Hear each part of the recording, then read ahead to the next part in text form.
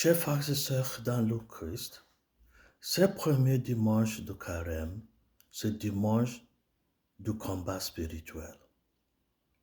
Dimanche du combat spirituel. Commençons par notre première lecture d'aujourd'hui.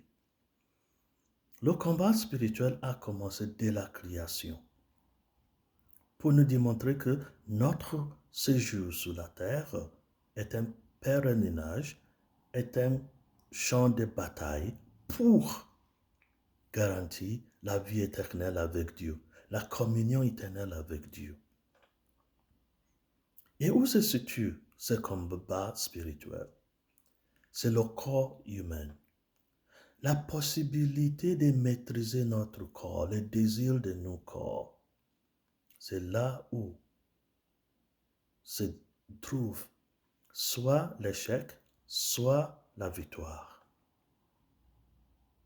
Adam et Ève, à travers notre première lecture aujourd'hui, n'ont pas remporté la victoire.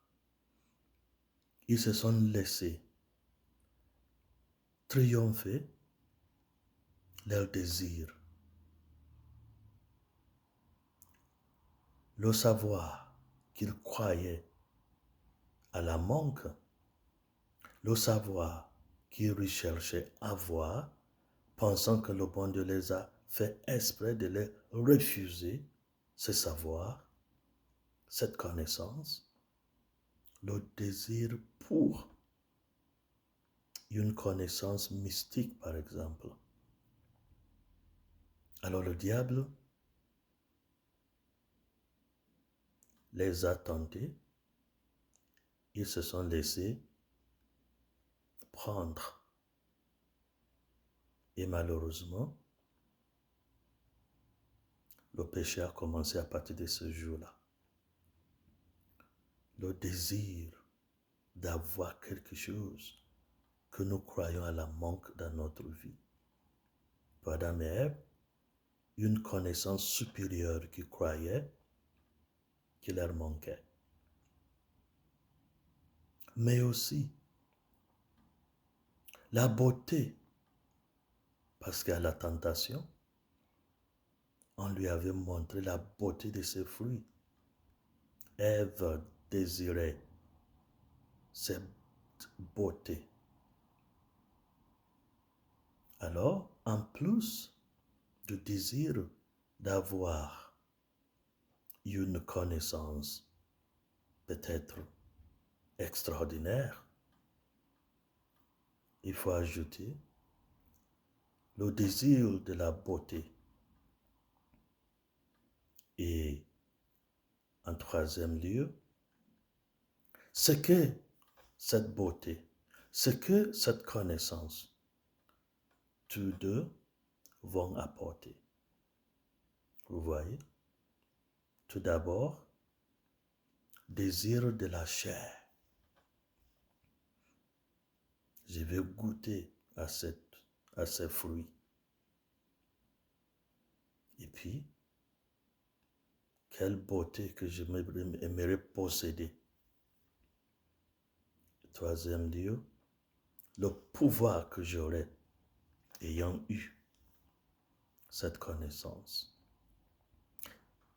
Alors, le champ de bataille, c'est le corps humain, notre désir. Les désirs qui ne sont pas en accord avec les commandements du Seigneur, les instructions du Seigneur, les exigences du bon Dieu. C'était la même chose à travers l'évangile d'aujourd'hui, mais à l'inverse, parce que Jésus a triomphé à sa tentation. Mais même modèle de tentation. Tu as faim, Jésus, il faut faire un miracle, transformer les pierres en pain et puis tu peux manger. Jésus a dit, l'homme ne vit que de pain, mais l'homme vit sur la parole de bon Dieu. Alors Adam et Ève n'ont pas su obéi à la parole de bon Dieu qu'il ne faudrait pas manger ce qui était interdit de manger. Et Jésus nous a montré, la famine n'est pas une raison pour ne pas obéir au bon Dieu. La pauvreté n'est pas une raison pour commettre le péché. Jésus a opté de rester affamé que de faire le mal parce qu'il avait faim.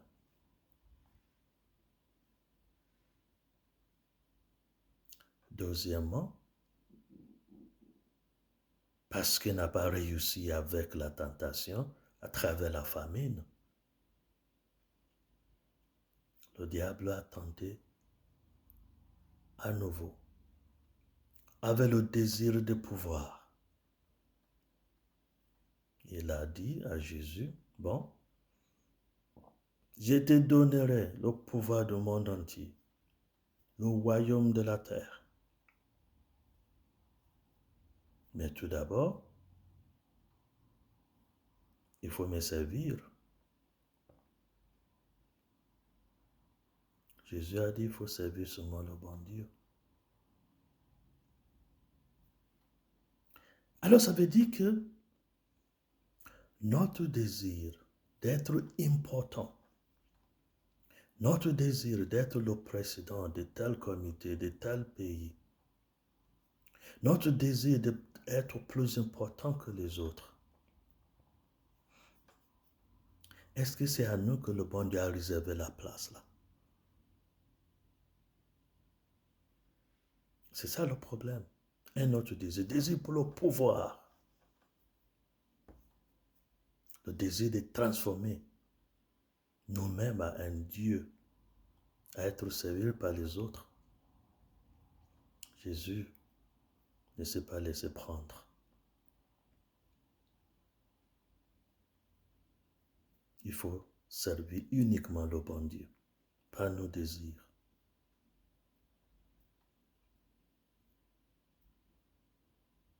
Alors, ce qu'Adam et Ève n'ont pas pu faire, Jésus nous a montré comment triompher sur notre corps, le désir de corps.